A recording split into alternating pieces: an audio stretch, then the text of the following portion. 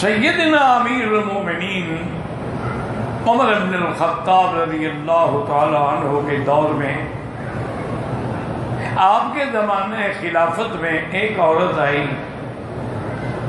اس وقت تو پھر یہی ہوتا تھا نا جی کہ وہی مسجد نبی ہے، وہی عدالت ہے، وہی سپریم کورٹ ہے، وہی ہائی کورٹ ہے، وہی عسکری ہیڈ کوارٹر ہے، وہی سب کچھ جو کچھ ہے مسجد میں ہوتا تھا۔ اور خلیفۃ المسلمین خود مسجد میں بیٹھ کر نماز کے بعد، ہاں بھائی کسی کو کوئی تکلیف ہے؟ آج تو جی کسی حاکم کو ملنا جو ہے وہ ایسا مشکل ہے، اللہ معاف کرے، کیٹو پہاڑ پہ چڑھنا آسان ہے، کسی افسر کو ملنا مشکل ہے۔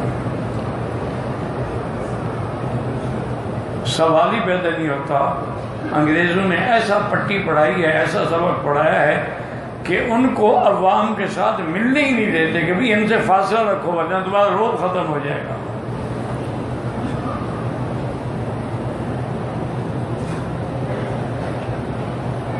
اب جناب یہ ہے کہ ایک عورت آئی، اس نے کہا امیر المومنین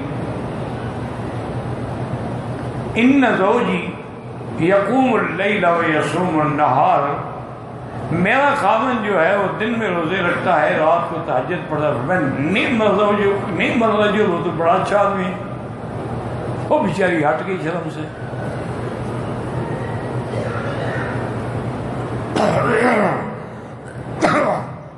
حضرت ابن عباس کے ایک روایت میں حضرت کعب بیٹھے تھے، ابی ابن کعب، انہوں نے فرمایا امیر المومنین وہ بیچاری خاوند کی شکایت کرنے آئی تھی، تم نے اس کی فریاد ہی نہیں سنی۔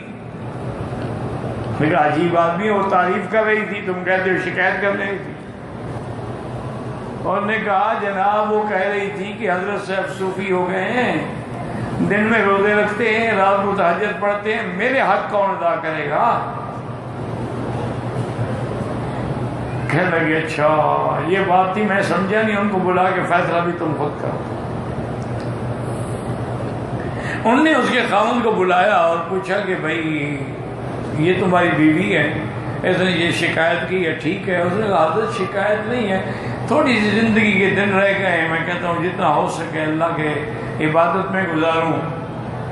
انہوں نے کہا تو بیوی کے حقوق پھر کون ادا کرے گا؟ طلاق دے دو تاکہ وہ بیچاری کوئی اور شوہر تلاش کرے۔ انہوں نے کہا اچھا جی گزارش یہ ہے کہ کیا ہمیں اللہ کا دین یہ بھی پابند کرتا ہے کہ اتنا حق عورت کا ہے؟ یہی ہے نا کہ حسن سلوک کرو، عاشروہن بالمعروف، یہی ہے نا وَلَهُنَّ مِثْلُ الَّذِي عَلَيْهِنَّ، ان پہ بھی وہی حقوق ہیں جو مردوں کے حقوق ہیں۔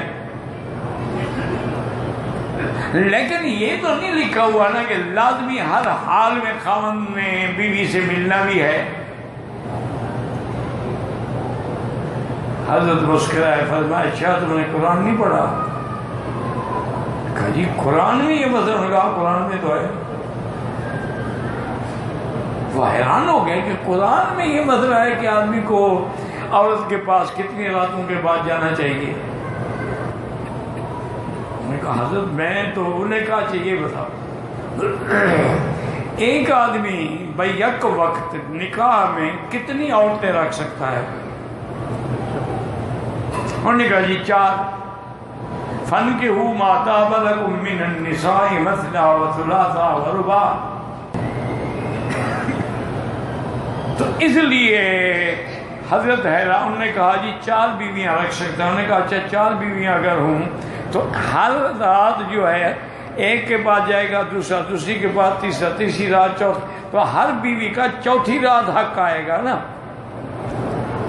بھی روزانہ جو ایک کے بعد رات گزارے، ایک رات ادھر، ایک ادھر، ایک ادھر، ایک ادھر، تو سب معنی یہ ہے کہ 4 راتوں کے بعد اس کا نمبر آتا ہے، تو 3 راتیں تم عبادت کیا کرو اور چوتھی رات بیوی کا حق ادا کیا کرو۔